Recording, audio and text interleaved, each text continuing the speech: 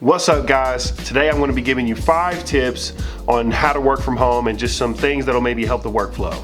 So the first tip I've got for you is to stay organized. That's really important. We're all working from home now. Maybe during the regular work week, we didn't have time to organize and do stuff like that because we're in meetings or whatever. So now is the perfect time to really work on categorically, arranging all of your stuff, whether it's documents, whether it's just office materials like pens, pencils, markers, or whether it's just like setting up an office, which we're going to get into a little bit later. But either way, getting organized and trying to keep things in a spot where you know where it's at, and that will increase workflow 10 times, which is why typically we go into an office. But since we can't do that, it's important to make our office at home the best thing that we can make it. The second tip that I have for you guys is to get creative with communication. So if we have to do communication, either with the boss or if you're in school and you need to talk to a teacher or a professor, one thing that's really helpful is, Skype, Zoom. These are all web-based solutions to kind of like chat in a video conference call.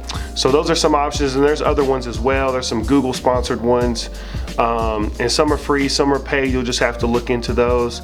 But those are great options. A lot of times they're already available through either your university or school, or maybe through your employer even, because of this pandemic. But if not, there's definitely options out there, and there's one that works great for you. So I would definitely do that, obviously by phone if you can't do video conference.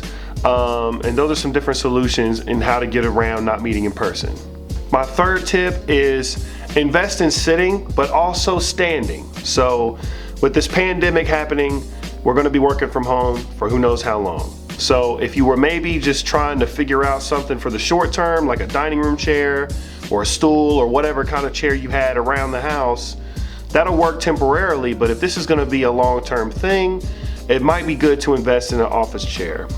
There's tons of different office chairs and different options out there. You can find one that works for you, and I definitely recommend doing that because, like I said, we don't know how long this is going to go. But I also say invest in standing because it's important to stand a few times a day. They make these things, it's like a metal table thing that holds, it's like a tray more than a table, and it holds your computer, your mouse, and everything you need, and it can lift up. And so it has like this extension thing, and it can lift up. Now, if you can't afford to purchase like that, you can makeshift something.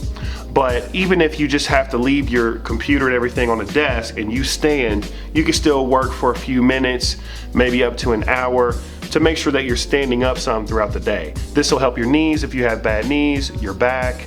And this is just really good change of pace as well. If you find yourself getting kind of sleepy, standing up kind of gets the blood flowing a little bit. Take a couple steps to the side, couple steps to the other side, but you're still checking emails and doing whatever you need to do for your work. So that's something I recommend investing in as well. If you have the money, if not, you can always create something. But yeah, those 2 things are really important when working from home. My fourth tip kind of relates. So it's about separating your workflow from other activities. So if you do other things at home, like maybe you have a side business at home, but you also work, but now you're forced to work from your day job at home because of this pandemic. And then, maybe you do something else for fun in a chair. You draw or paint or make music or whatever the case may be. You may have other activities that you do in the same kind of space, but you want to try to separate it as much as you can, because it just kind of helps our brain, the way it works, to separate things and be like, okay, right now I'm in this room to do this task. Right now I'm in this other room to do this other task. And it just kind of helps us to separate things, make sure there's no overlap, and make sure that we're not, playing a video game or doing something on work time, which we wouldn't want to do that. So if you didn't have an office set up before this pandemic and you had to make one up, with what you had, it might be a good thing to invest in an office if you don't have a little desk, or maybe you have a little table. You don't have to spend money if you don't have it to spend. So you can just try to create something with what you have, but it's important to try to create something separate. So definitely create that space if you can, and find a place where you won't get distraction from maybe kids, or if you're living with anyone or roommates, or even a dog or cat or whatever. Work in a place that's peaceful and that you can get your work done and concentrate, but also still be able to do the other things that you need to do as well. But just try to keep things separate as much as possible. My last tip is kind of an enjoyment factor slash, maybe a little healthiness to it.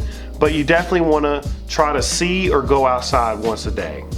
With this pandemic, a lot of us are in the house and maybe we're working from home, also doing fun things at home. Like we're basically all just stuck in the house.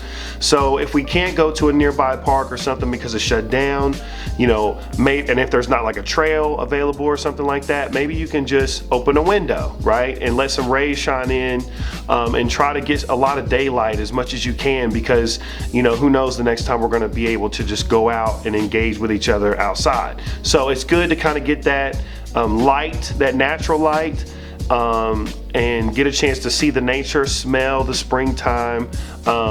I really think that stuff can aid the mental health aspect of it, but also can aid your work day, and provide you with a little bit of ease, knowing you can still engage with outside without being outside. It's kind of like the social distanced way to enjoy the outdoors. Okay. Those are the tips that I have for you today for Kentucky Spin, and I appreciate all of you guys tuning in. Until next time, peace out.